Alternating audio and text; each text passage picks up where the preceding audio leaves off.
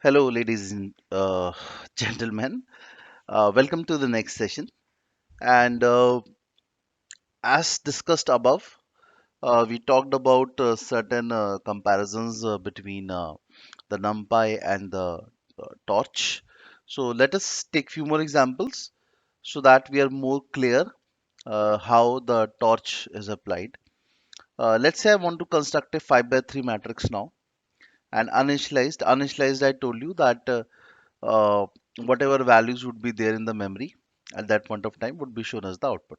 Now I want to create an empty matrix of 5 by 3. So I can say torch.empty. Okay. And let's run this.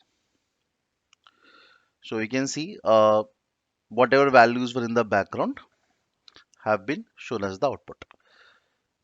Now it's a 5 by 3. That means there are 5 rows and 3 columns have been there. Okay. Uninitialized, I told you, uninitialized matrix means a matrix where the values, whatever values are existing in the system or in the memory at that point of time will be shown as the output. Okay. So that is creating an empty matrix or an uninitialized matrix. So here we have taken example of pi by 3. I want to construct a matrix filled with zeros. Okay. So I can say torch dot zeros. Okay. A 2 by 2 matrix I want to create with zeros only. Okay. So let's run this. Let's run this cell. And okay, I need to print also because we have created a variable. So print a underscore torch. Okay, now you can see a 0 by 0 sorry, 2 by 2 matrix with zero values has been created. Now if you want to create a zero matrix using np command, that means the numpy, instead of torch dot zeros you have to use np dot zeros. Okay, so let's print this for clarity and print a underscore numpy. Let's run this. So you can see, so this was the torch dot zeros will give you a 2 by 2 matrix using zero matrix using torch, and the same zero matrix if you need using numpy you have to type np dot zeros. Okay, output is same, only the little bit command difference exists. Let's say I want to create a torch 0, again 5 by 3 matrix I want to create, and I'm given additional argument here which is data type torch dot long. Now, dot long means it would give you a 64-bit integer. Okay, that's what long format is all about. And let's print this. So 5 by 3 of matrix. Okay, so this data type will only convert it into that form to be used for complex calculations. Otherwise, you will not show any. You will not see any effect here in the output.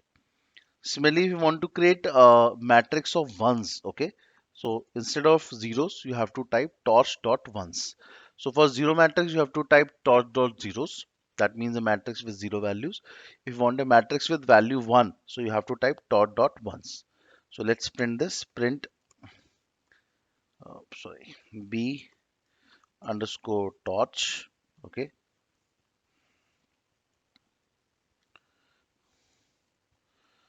and let's run this. Now see, all the values are one. Okay. Similarly, if you want to use the same command using numpy, so instead of torch.ones, you have to use np.ones. So print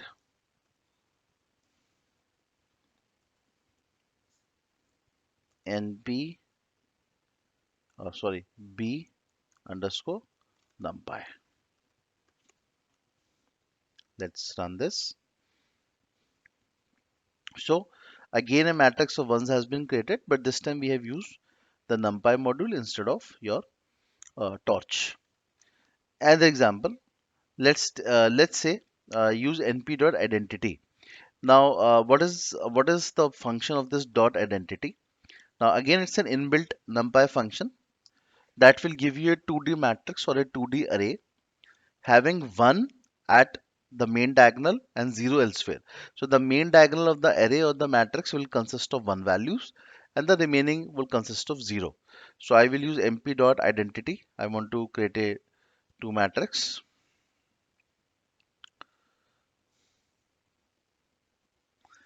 Let's print this. Print C underscore numpy. Now you can see the main diagonal is having one values and there are zeros elsewhere.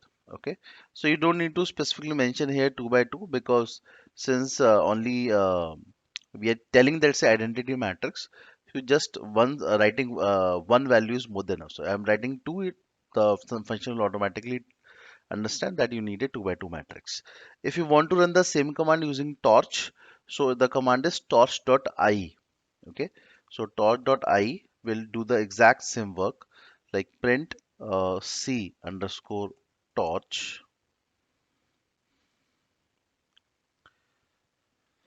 So as you can see, the main diagonal consists of one values and the remaining are zeros. So if you want to do the same command using torch, no issues, using torch.i will work.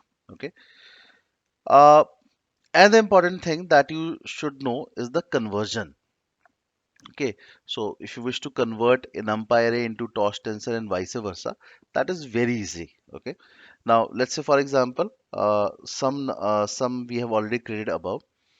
Now I want to convert this c underscore numpy, this particular array that we have created, identity matrix. I want to convert it into the form of torch. Okay, from numpy I want to go to the torch. So the command goes torch dot from numpy because I want to convert from numpy to torch. So from underscore numpy, that's the function we need to run. Okay, and I want to convert this particular array c underscore numpy that we have created here. So let's let's run this here. Okay, so the command is run and let's print this. Print, let's see if d underscore torch. Now, since if our command has been successful, then d underscore torch print function should return us the output, else don't. So it is giving us the output. So that simply means that we have been successful in converging from NumPy uh, to tensor to torch. Sorry. Okay. This is how we can convert very easily.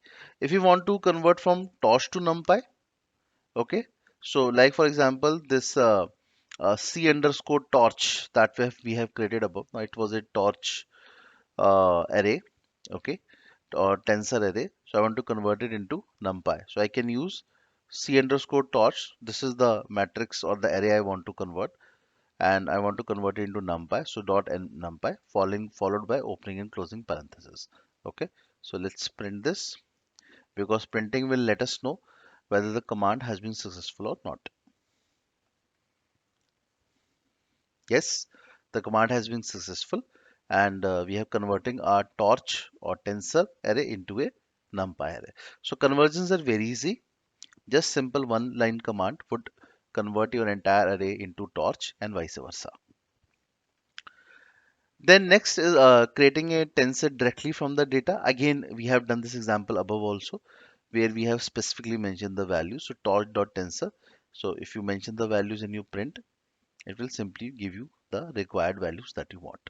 Okay. If you wish to change the data type, that can definitely be done. Okay, let's say for example, I want to create this particular tensor. So I want to create a tensor based on existing tensor. That is also viable. So these methods will reuse the properties of the input tensor. So whatever properties or features were attached to the input tensor, the same properties would be attached to the new tensor as well. So again, now the next we'll go is how to create a tensor based on existing tensor. Okay, so in the next session we'll look to that. Till that time, keep practicing. It's very important to practice.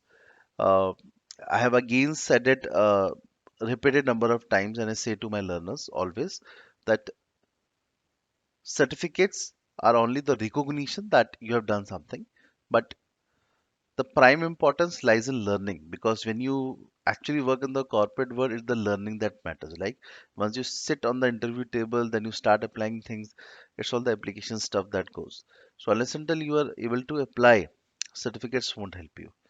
Okay, that's why again and again say that practicing is very important, because that gives you that touch, that gives you uh, that strength and that confidence to work with the data. Okay. So, till next session, thank you so much, and we'll meet soon.